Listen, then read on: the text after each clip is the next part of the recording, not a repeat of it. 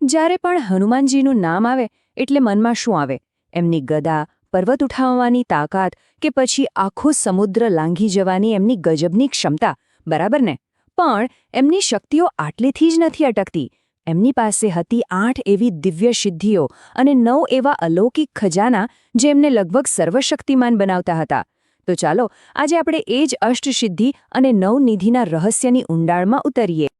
તો સવાલ એ થાય કે આ બધું હનુમાનજીને મળ્યું ક્યાંથી? માતા સીતાએ એમને અષ્ટસિદ્ધિ નવનિધિ કે દાતા એટલે કે 8 સિદ્ધિઓ અને 9 નિધિઓ આપનાર આવું વરદાન કેમ આપ્યું? ચાલો એમની આ અતાર શક્તિઓ પાછળનું રહસ્ય એક પછી એક ખોલીએ. સૌથી પહેલા વાત કરીએ અષ્ટસિદ્ધિની. આ કોઈ સામાન્ય શક્તિઓ નથી. આ એવી 8 મહાન યોગિક શક્તિઓ છે જે હનુમાનજીને વરદાનમાં મળી હતી. અને મારો વિશ્વાસ કરો, આ શક્તિઓ એટલી પ્રચંડ છે કે એ બ્રહ્માંડના ભૌતિક નિયમોને પણ વાળી શકે છે. પહેલી સિદ્ધિ છે અણિમા. આનો મતલબ છે એકદમ સૂક્ષ્મ, અતિશય નાના બની જવાની શક્તિ. એટલા નાના કે કોઈની નજરમાં જ ના આવો. જરા વિચારી તો જુઓ, રાવણની એ સોનાની લંકા, ચારે બાજુ રાક્ષસોનો કડક પહેરો, અને એની વચ્ચે હનુમાનજી એક મચ્છરથી પણ નાના બનીને માતા સીતાને શોધી રહ્યા છે. આ જ તો હતી અણિમા સિદ્ધિની ખરી તાકાત. હવે જો એકદમ નાના થવાની શક્તિ હોય તો એનાથી બિલકુલ ઉલટું, એટલે કે વિરાટ થવાની શક્તિ પણ હોવી જ જોઈએ, ખરું ને? એ હતી મહિમા. યાદ કરો એ દ્રશ્ય, જ્યારે એમણે સમુદ્ર પાર કરવા માટે પોતાનું કદ એક પર્વત જેવું, બલ્કિ એનાથી પણ મોટું કરી દીધું હતું. દેવતાઓ પણ જોઈને દંગ રહી ગયા હતા. એક એવું સ્વરૂપ જેની કોઈ સીમા જ નહોતી. ત્રીજી સિદ્ધિ છે ગરિમા, એટલે કે પોતાનું વજન અનંત ગણું વધારી દેવાની શક્તિ. પોતાને એટલા ભારે બનાવી દેવા કે કોઈ હલાવી જ ન શકે. આનું એક સરસ ઉદાહરણ મહાભારતમાં મળે છે. જ્યારે ભીમને પોતાના બળનું બહુ અભિમાન થઈ ગયું ને, ત્યારે હનુમાનજી એક વૃદ્ધ વાનર બનીને રસ્તામાં પોતાની પૂંછડી રાખીને બેસી ગયા. હવે ભીમ, જેની પાસે હજારો હાથીઓનું બળ હતું, એ પણ એમની પૂંછડીને 1 ઇંચ પણ ખસેડી ન શક્યો. આ હતી ગરિમા શક્તિ. જેમ ભારે થવાની શક્તિ હતી, એ જ રીતે એકદમ હલકા, લગભગ વજન વગરના થઈ જવાની પણ શક્તિ હતી. એનું નામ છે લઘિમા. આ સિદ્ધિને કારણે જ તો એ હવામાં ઉડી શકતા, વાદળો પર ચાલી શકતા હતા. જાણે પવનની ગતિએ ગમે ત્યાં પહોંચી જાય. ગુરુત્વાકર્ષણના નિયમો પણ એમના માટે કોઈ માયના નહોતા રાખતા. આગળ છે પ્રાપ્તિ સિદ્ધિ. આનો અર્થ છે જે ઈચ્છો એ તરત જ મળી જાય. કોઈ પણ વસ્તુ મેળવી લેવી, ગમે ત્યાં પલકવારમાં પહોંચી જવું. આનું સૌથી મોટું ઉદાહરણ કયું? જ્યારે લક્ષ્મણજી મૂર્છિત થયા અને સંજીવનીની જરૂર પડી, ત્યારે હનુમાનજી માત્ર જડીબુટ્ટી નહીં, પણ આખો દ્રોણાગિરી પર્વત જ ઉઠાવી લાવ્યા, કારણ કે એમને જોઈતી વસ્તુ તરત જ પ્રાપ્ત કરવાની શક્તિ હતી. હવે આવે છે પ્રાકામ્ય. આ પ્રાપ્તિથી પણ એક સ્ટેપ આગળ છે. આ સિર્ફ વસ્તુઓ મેળવવાની વાત નથી, આ તો પોતાની ઈચ્છાને જ હકીકત બનાવી દેવાની શક્તિ છે. મતલબ ગમે તે રૂપ ધારણ કરી લેવું, પાણી પર જમીનની જેમ ચાલવું કે પછી સીધા પાતાળ લોકમાં પહોંચી જવું.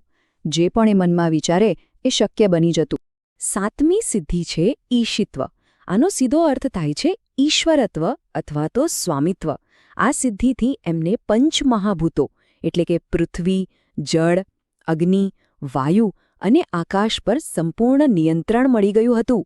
વિચારી જુઓ, એ ધારે તો વરસાદ વરસાવે, ધારે તો તોફાનને રોકી દે. આ તો સાક્ષાત દેવતાઓ જેવી શક્તિ હતી.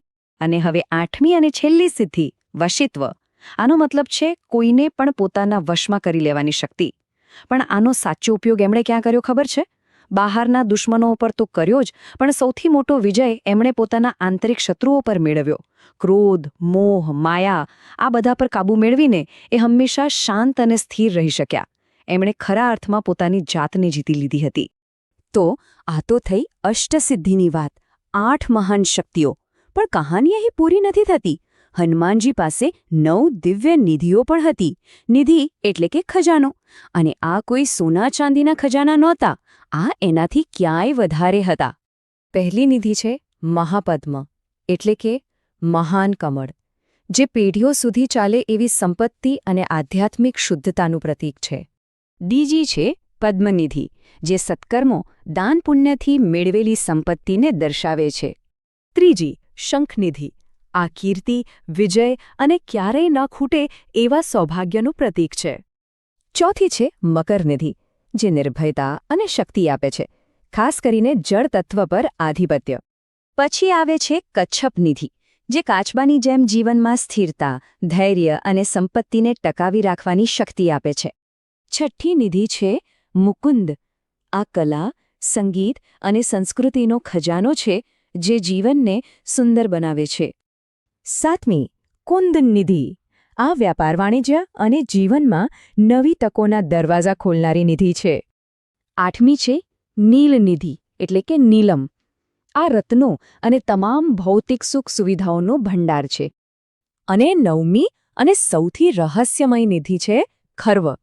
આ સેવાભાવ અને આપણી અંદર છુપાયેલી અદ્ભુત શક્તિઓને બહાર લાવે છે. તો જરા વિચારો, એક તરફ 8 એવી સિદ્ધિઓ જે બ્રહ્માંડના નિયમોને પણ બદલી શકે, અને બીજી તરફ 9 એવી નિધિઓ જે દુનિયાનો તમામ વૈભવ અને સુખ આપી શકે. આ બધું જ હનુમાનજી પાસે હતું. પણ સૌથી મોટો અને અગત્યનો સવાલ તો એ છે કે આટલી બધી શક્તિઓ, આટલા બધા ખજાના, આ બધાનો મૂળ સ્ત્રોત શું હતો? આ બધું આવ્યું ક્યાંથી? અને જવાબ એટલો જ સરળ છે જેટલો ગહન. આ બધી જ શક્તિઓનો પાયો કોઈ મોટી તપસ્યા કે કોઈ ગુપ્ત મંત્ર નહોતા. એનો એક અને માત્ર એક જ આધાર હતો: પ્રભુ શ્રીરામ પ્રત્યેની એમની નિસ્વાર્થ, અચળ અને સંપૂર્ણ ભક્તિ. એમની અસલી તાકાત આ સિદ્ધિઓમાં નહોતી, પણ એમની શુદ્ધ ભક્તિમાં હતી. અને આ જ વાત આપણને સૌને એક બહુ મહત્વના વિચાર પર લાવીને મૂકે છે કે જીવનમાં ખરી શક્તિ ખરેખર છે શું? શું એ અલૌકિક ક્ષમતાઓ મેળવવામાં છે, કે પછી કોઈ એક ઉમદા હેતુ માટે પોતાને સંપૂર્ણપણે સમર્પિત કરી દેવામાં છે? શક્તિનો સાચો અર્થ શું છે? આપણી ક્ષમતાઓ કે આપણી ભક્તિ?